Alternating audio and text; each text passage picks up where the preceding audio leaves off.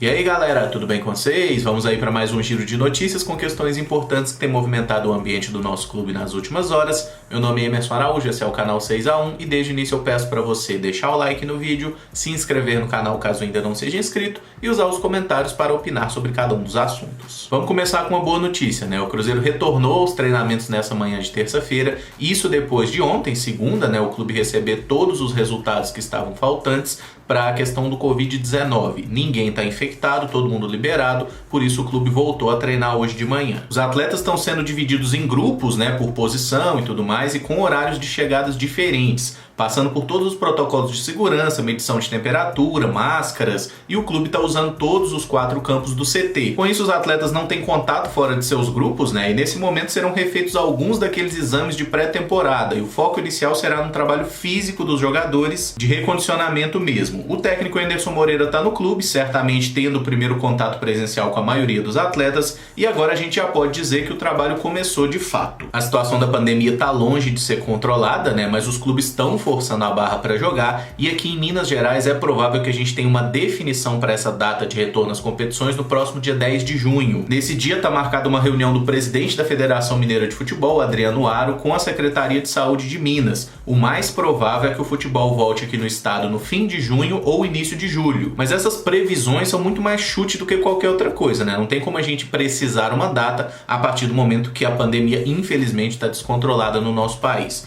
Mas mudando de assunto, né? O lateral Edilson falou um pouco ao Sport TV sobre como o elenco do Cruzeiro tem recebido essa situação de notícia ruim praticamente todo dia. O lateral pontuou que quem mais sofre com tudo isso é realmente o torcedor e que não existe a menor chance dele sair do Cruzeiro nesse momento. Ressaltou que não adianta ficar remoendo o que aconteceu, é hora de dar a volta por cima e fazer o mínimo, que é botar o Cruzeiro de volta na Série A. Eu não gosto do Edilson, mas gostei desse discurso dele, tá? Principalmente porque ele trata esse retorno à primeira divisão, né, ficar entre os 4 na Série B, como um mínimo, como uma obrigação, e realmente é uma obrigação, especialmente dos remanescentes da temporada passada, recolocar o Cruzeiro de volta na primeira divisão. Quem ficou tem que assumir essa responsabilidade. Todo mundo sabe que o Edilson só ficou no Cruzeiro porque não conseguiu coisa melhor, né? O Grêmio, que especulou o retorno dele, no final das contas não quis pagar o que ele ganhava, mas eu acho que a questão é exatamente essa, é olhar pra frente, é resolver o que virá por aí. O Cruzeiro terá muitos obstáculos na disputa dessa Série B e precisa ficar entre os 4, não tem outra conversa. Um desses obstáculos, obviamente, é a pontuação negativa de 6 pontos, né? Mas enfim, os 6 pontos perdidos sobre o Denilson já são um fato, e agora o Cruzeiro tem que focar na questão do William Bigode. A dívida vence na próxima sexta-feira.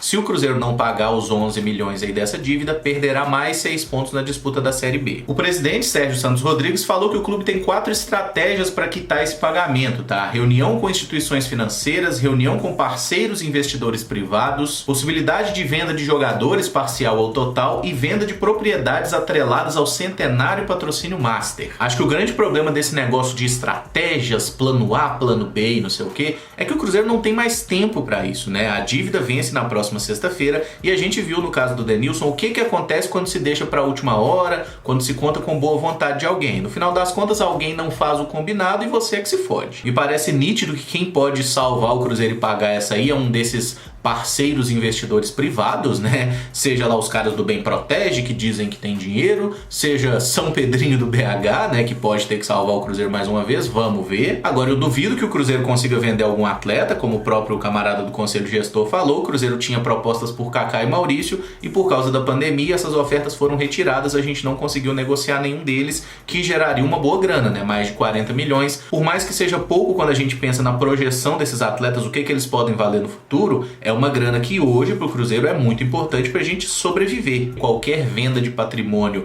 envolve uma burocracia imensa, gigante, é muito tempo, tem que passar por aprovação de mais de 90% do conselho, então isso não vai acontecer. E um empréstimo bancário nessa situação que o Cruzeiro tá também é outra coisa que me parece improvável. O que eu tô doido para ver é logo uma notícia de que o Cruzeiro anuncia que pagou na FIFA, que tá tudo certo, que resolveu esse pepino, mas eu tenho a impressão que vão pagar sim, tá? Até porque o Sérgio sabe que se ele assumiu o poder do Cruzeiro e não pagar essa dívida na FIFA, ele já vai começar o mandato queimado. E por mais que o mandato dele efetivamente só comece no dia 1º de junho, né, e a dívida na FIFA do William seja dia 29 de maio, todo mundo já sabe que a partir de agora o responsável pelo clube é ele mesmo, e é ele que vai ter que dar os pulos dele, tá? E é aquele negócio, ele não quis tanto ser presidente do Cruzeiro, não estava tão obstinado em sentar na presidência do clube, agora ele tá, e agora ele que se vire. Uma grana que pode pintar no Cruzeiro é a respeito da negociação do Arrascaeta, né? Como é sabido, eu até já trouxe aqui outras vezes no canal, a venda do Arrascaeta foi parcelada em 3 vezes, a segunda e a terceira parcela acabaram ficando retidas, né, bloqueadas pela justiça, pela falta de repasse de imposto de renda à Receita, tá? O Cruzeiro solicitou o desbloqueio de mais de 6 milhões de reais para pagar os salários atrasados de jogadores e funcionários. Agora o clube precisa apresentar um seguro garantia para conseguir botar a mão nesse tutu, tá? Esse seguro, pelo que eu entendi, seria basicamente uma comprovação de que o dinheiro vai ser usado única e exclusivamente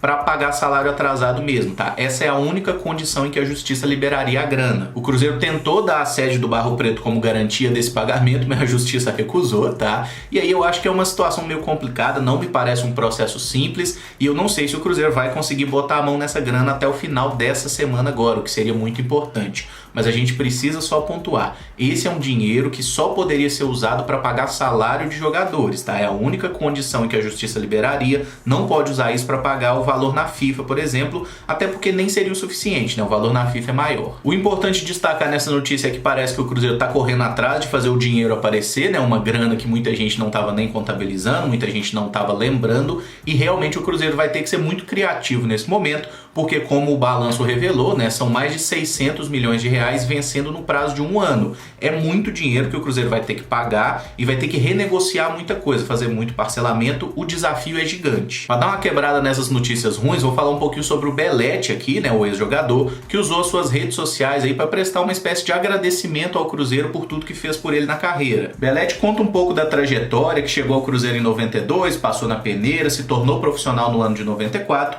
e diz que o clube que o preparou para o futebol mesmo e que torce para que o momento difícil seja superado. Eu resolvi falar sobre isso porque muita gente nem lembra, né, que o Belletti foi formado, passou pelo Cruzeiro, ele que deixou o clube em 96, naquela troca, né, que levou ele e o Serginho para o São Paulo e trouxe 5 jogadores para o Cruzeiro. Acabou sendo uma troca boa para todo mundo, porque os atletas que vieram para cá nos ajudaram nas conquistas de Copa do Brasil e Libertadores, e a dupla que foi para o São Paulo também jogou bem e gerou uma baita grana para eles. No momento que tá todo mundo achando legal dar porrada no Cruzeiro e tirar uma casquinha, eu achei legal a manifestação do Belletti, porque foi uma coisa que partiu do próprio atleta, né? Então, assim, é legal de ver isso. Gratidão é uma coisa rara e bonita nesse meio do futebol, né? E acho que ele, por ser um jogador que nunca foi nenhum craque de bola, mas que conseguiu vencer na carreira, campeão do mundo, campeão europeu e tudo mais, é um cara que certamente pode servir como exemplo até para esses jovens jogadores que o Cruzeiro tem hoje, porque às vezes com muita dedicação você consegue chegar a lugares que gente mais talentosa não conseguiu. E para fechar, os 3 candidatos derrotados na eleição do Conselho Deliberativo do Cruzeiro se reuniram e resolveram agir em conjunto a partir de agora. Giovanni Baroni, Paulo Cifuentes e Luiz Carlos Rodrigues criaram, após a reunião, que contou até com o presidente Sérgio Santos Rodrigues, um bloco de oposição chamado Cruzeiro Forte. Eles garantiram que não vão buscar a justiça para tentar mudar o resultado das eleições, mas que vão fazer uma oposição e vigiar de perto esse mandato de 6 meses aí do Paulo Pedrosa. É aquilo que eu até comentei no vídeo de ontem, né? A partir do momento que esses camaradas têm a maioria do conselho, eles estimam que tem 70% de apoio no conselho,